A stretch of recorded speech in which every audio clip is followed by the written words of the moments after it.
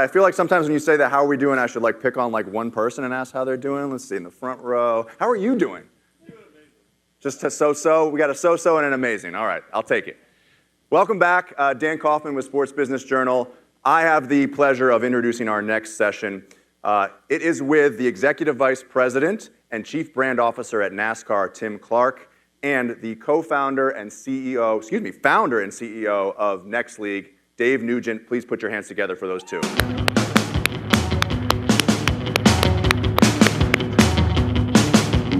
Co-founder was right. Well, this is a treat for me. This is one of my favorite people in the world. So we'll see how this goes. We'll see if I can stay on script. I'll start by saying my wife found out I was talking to Tim, and she said, "I hope you brought your shoe game." And I clearly did not. So by way of background, Tim, maybe talk a little bit about, you were recently promoted. We were just talking about the fact that covers a whole lot of responsibility. Maybe talk about that. Sure. So I started with the company 12-ish years ago, and my purview was really focused on the digital part of the business. And over time, that has kind of expanded. And most recently, we made a bit of an organizational shift that was really founded around the idea that, there are components of our business that live in marketing, there are comms functions, there are content functions, and not to be cliche and use too many buzzwords, but they're all based around storytelling. For a sport or a brand like NASCAR, I think our ability to engage with our existing fans as well as new fans, we have to tell stories, whether that be about the races themselves, about the history of the sport, the future of the sport, the drivers. So we kind of pulled all of those groups together really with the idea that was really the goal that we were trying to accomplish, which is tell great stories, whatever vertical they may come from. So one of the things many people may not know, and this is the portion of the discussion that goes a little off script, is that Tim has a background, was in the service, and I kind of wanted to touch on the way that helps you think about the way you do your job, the way you manage people, the way the connective tissue back to the NASCAR audience. I think those are all. Sure. I'd start with this. When people find out that it was in the Army, they want to know how. How did that happen? And I'll tell you the story because it's much less probably a sexy story than you may think it is. After high school, I went to college for about 2.5 weeks, and midway through that third week, I realized they could walk in here right now and hand me a diploma, and I wouldn't know what to do with it, nor would I know where to go next. So I got in my car and I drove downtown, and I walked into the recruiting office and found a very startled guy who asked if I was indeed 18 and could sign paperwork, which I did. But I would say, looking back, no parental discussion involved there? No, that was. I felt like if I had too many discussions, someone would talk me out of it. So I just moved forward. But it was absolutely, you look back on your life and your career, and you see those moments that were impactful and pivotal, and that was very much one. And I wouldn't change it for the world. I think. I don't know that I was smart enough at the time when I was transitioning out of the military into, trying to get a job and join the corporate ranks of how to apply those things. Yeah. But I do think that it's happened somewhat organically. And then I think to your point, the way that resonates with who our fan base is. I mean, we are a red-blooded, middle America, blue-collar, kind of lunch pail audience and crowd, and I think that's kind of the mentality that I think comes from the military. I think that is one of the reasons we've got such a tight relationship between NASCAR and the armed forces. Yeah, I think that look, ultimately our previous experience heavily informs the way we think about the world and the way we manage the folks that we work with. One of our common friends, who will remain nameless, has said to me, people forget Tim was in the Army. Like, when he tells you to do something, he expects it to get done. Let's shift gears. Talk a little bit about, you did 2 years in Los Angeles at the beginning of the season and then shifted to Winston-Salem this year. Talk about the way that started first in LA and why the shift. Yeah, I think, we talk a lot about threading the needle between engaging our core fans. We're a 76-year-old brand, and we have got, tens of millions of really hardcore fans that will travel the world to see NASCAR races, and they're brand loyal. They're everything you would want in a fan and a consumer. But there are only so many places, realistically, that you can host a NASCAR race. There are only so many track facilities that make that possible. I think a bit of a step change for us was the realization that we no longer had to be confined by those venues. So hosting a race in the LA Coliseum was a huge moment for us for a number of different reasons, not the least of which is, as a brand, I think you can ask your consumers and new fans to come to you, or you can go to them. So I think going to the LA Coliseum in Southern California was a bit of the latter. We needed to take the show on the road a bit and put that in front of an audience that maybe was curious about the sport, but not so much that they were going to get on an airplane and go to Talladega, Alabama, for instance. So, but having a race inside the LA Coliseum, then having a race in downtown Chicago around Grant Park, and then as you said, Dave, we started our season this year with a race in Winston-Salem at Bowman Gray Stadium, which is the kind of longest tenured operational racetrack that has ever hosted a NASCAR race. So to have that much diversity this season, we'll go to Mexico City. To have that much diversity of schedule from venues and racetracks and track types and kind of something. We say all the time, we can't be all things to all people, but we can offer something for everyone. So I think the ability to embrace the hardcore loyal fans while also putting something out for the new fans or the casuals, very much the goal. I would guess that fans in Winston-Salem, many of them probably not at their first NASCAR event, but in Los Angeles, I mean, and those numbers were great, right? Like folks that had never come out to a race. They were, so the first year in Los Angeles, 80-ish, probably a little north of 80% of those ticket buyers had never, not only not bought a ticket, but were not in our database anywhere. They had not interacted with us, at least in a measurable sense, ever before. So I think that thesis worked, right? We brought the product to them, and that was kind of their initial experience. I think probably the flip side of that in Winston-Salem, but what I would tell you is the experience in both was phenomenal, but for very different reasons, right? I think there was, so much enthusiasm and passion for people in LA Coliseum that were kind of like this visual of, you're used to seeing football players and athletes running through this tunnel onto the field, and all of a sudden here come, 36 race cars. It was unbelievable, but similarly in Winston-Salem, I think there was an appreciation of fans that go to these events 2 or 3 times a week, seeing the preeminent version of it there. And Ice Cube opened that LA show, didn't he? He did. He had a good recall, Dave. Yeah, I like to study a little bit. Let's talk about Chicago. I mean, that's a road race, a different kind of a setup. Well, actually, before you go to that, I am curious about LA. I mean, wasn't there, but watched some of those races. Talk about, I know you're not race day operations, but what are the logistical challenges of running a race in a football stadium, basically? Yeah, I think what's interesting about some of those logistical challenges is, there's nothing to compare it to. It's not like, well, how did this go last time? I think some of the operations folks were like, you guys want to put a racetrack inside? Have you been here? Do you know what this looks like?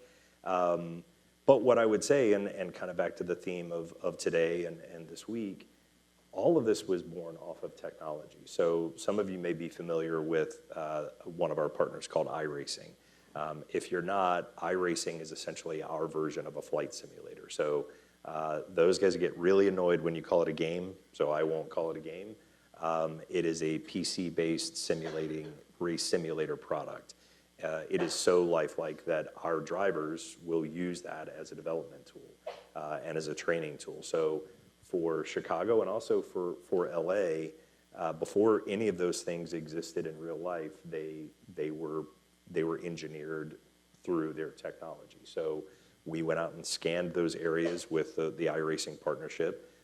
put the real, kind of version of a scanned race car, and had our drivers get in those simulators and race around these make-believe tracks, and made virtual adjustments before anybody ever went into those markets and started setting up. So it was a real life kind of virtual to reality for those events. I was going to ask you about the driver response, specifically to the Coliseum.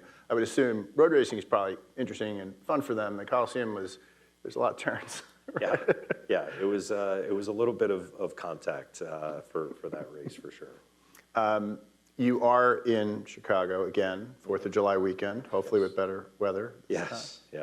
Maybe talk about that, how that evolved, and what you expect from that this year. Yeah, looking out the window, I'm wondering if it's me. 2 years of rain in Chicago. We started the year with rain in Daytona for the 500 to start the season. So for anyone who gets rained on later today, I feel like I should apologize, because I'm starting to wonder if it's not a me thing.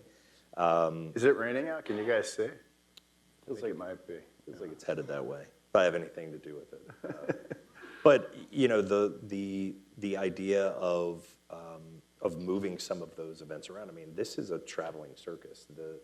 The amount of fiber that's laid down from the TV compound. This is not a small operation for any of you that have ever seen a NASCAR race or been to one of these venues. So doing that at a place that you've got some experience doing, the racing is one thing. But again, the infrastructure required to put on these races at a venue that is never, you look at downtown Chicago, that has hosted a lot of things. A street race is not one of them. So it brought on a whole bunch of challenges that I think some we were cognizant of, some that became certainly easier the second time around. The drivers enjoy there's some circuit track, right? Sonoma, they enjoy the street race? So I think they did. I think what they enjoyed more, though, was the buzz, right? And if you go to a Bristol or a Richmond or a Talladega or a Daytona, those drivers for the most part have driven those tracks, dozens if not hundreds of times. I think staying in downtown Chicago and getting up every day to walk out to the course and stopping at Starbucks and having people talk about the fact that there was a NASCAR race there, I think they really enjoyed the race. I think some of them probably more so than maybe they thought they would. But I think more than anything, they really appreciated the idea of connecting with this audience and fan base that was so excited, so over the moon to have NASCAR there and experience something. I think the moment for me, we had a practice session on Saturday before the race on Sunday, and I'm walking over towards Grant Park, and you hear this noise building because the cars had started up a few blocks away and they're coming, and all of a sudden dozens of people on the street just rushed over to this little break in the signage around the course just because they wanted to get a glimpse of what was happening. And you kind of see those things and you're like, all right, this is exactly what we, rarely do you draw it up in the playbook and it works exactly like you hoped, but other than the weather, I think. Did they run up with a headset on? Yeah, a little bit of ear protection doesn't hurt. We can't see well from here, but maybe show of hands. How many people have actually been to a NASCAR race? Oh, a good chunk. It is, for those of you who have not, it is an unbelievable experience. Full, all five senses, including your ears. It's quite an amazing event. And for those folks like me who are from the Northeast, you're not necessarily exposed to it a lot, but it's really an unbelievable event. And speaking of moving around, you're going to Mexico City in June. We are. How do you come to that decision? Is that the first of many? You're going to keep moving further and further away from North Carolina? I think that's the goal, right? I mean, again, we've got to get out of our comfort zone and we've got to take the show on the road a bit. There is a lot of attention and focus on F1 the last few years. We get asked about that a fair amount.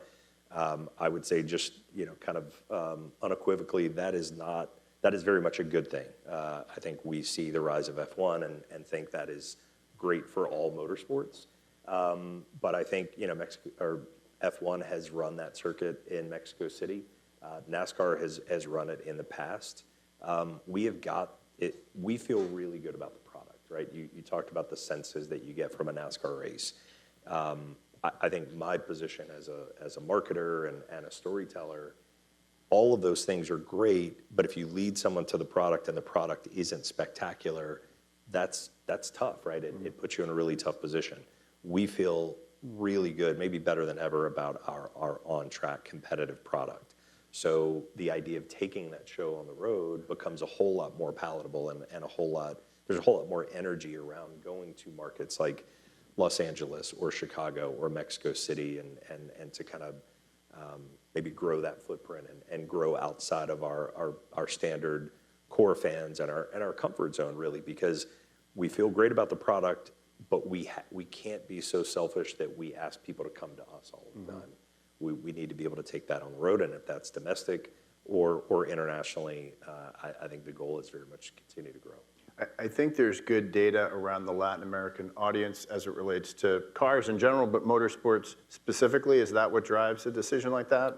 Or is it just it's sort of the closest international versus Canada? Yeah, that's a good question. I mean, I think a little bit of it was, to your point, markets that had shown some interest in motorsports in the past. So the fact that Mexico City has a really strong car culture and had reacted really favorably to an F1 event, I think those were kind of two of the big ones. The other thing, if we're being realistic on the logistics front, if you find a football field or a soccer pitch in any country on any continent on the planet, you put human beings and equipment on a plane and head over there, and that's a fairly solvable problem.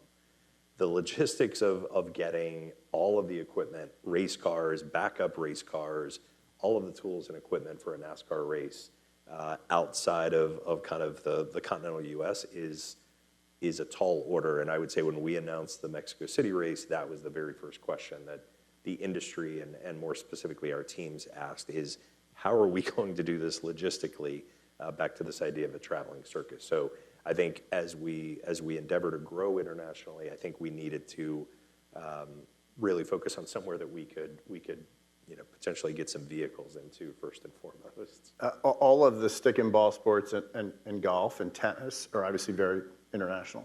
Is that part of the plan? Is this like the first of many that we'll see? I think so. And look, I think some of our stick and ball brethren have done a phenomenal job of growing their sport, not just because of the events, but because of the athletes. So, I think if you go all the way back to NBA and Yao Ming, and there are dozens of examples since then, and all of the traditional stick and ball leagues of bringing international players into kind of the domestic property. We want to do the same thing. So we've got a driver at the cup level, Daniel Suarez, who is from Mexico, and he has won races and was in the playoffs last year. He is competitive. That's great for us as a brand and a sport.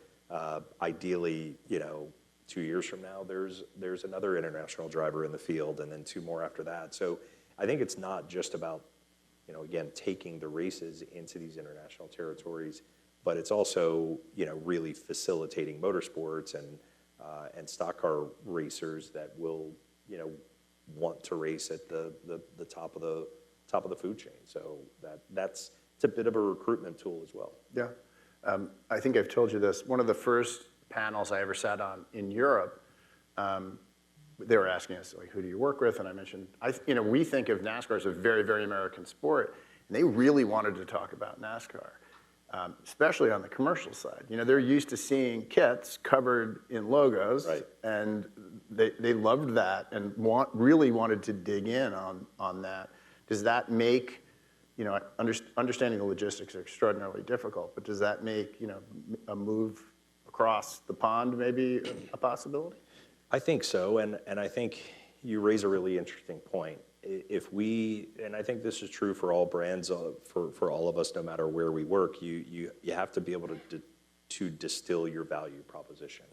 And I think for us, for a brand like NASCAR, I think the two things that are really at the root of that, one, our brand is incredibly strong. I have the benefit of anytime I've ever picked up the phone or set a meeting and said, my name is Tim and I work at NASCAR, I've never gotten not familiar with that. What do you guys do? So that's a very powerful part of the equation, right? I think the other part is what you just mentioned, which is really endemic integration of partners and sponsors and brands into our product. So Dave and I are both long-suffering Mets fans, although less suffering postseason now. was pretty fun. But you saw the reaction to putting a logo on the batting helmet in the playoffs. You know, there were some visceral reactions from fans. We have done that for decades. There is this, you know, the brand loyalty among NASCAR fans within that sport is infinitely higher than most other sports. So I think that certainly makes it easier for a European audience that is more familiar with, to your point, these football kids. So I think we feel really good again, and back to the point about the product being really solid.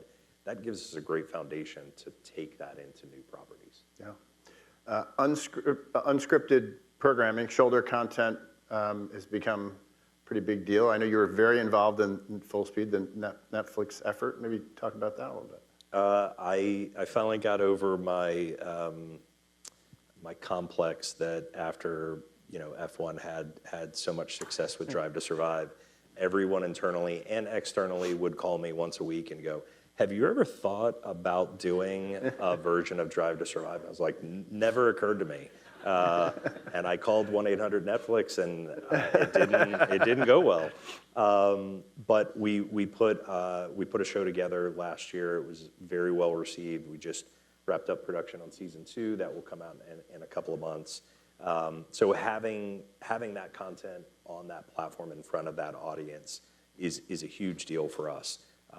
You know, we started this season with a new round of media partners, one of which is Amazon. We've got kind of a slate of original programming that will be on that platform this year.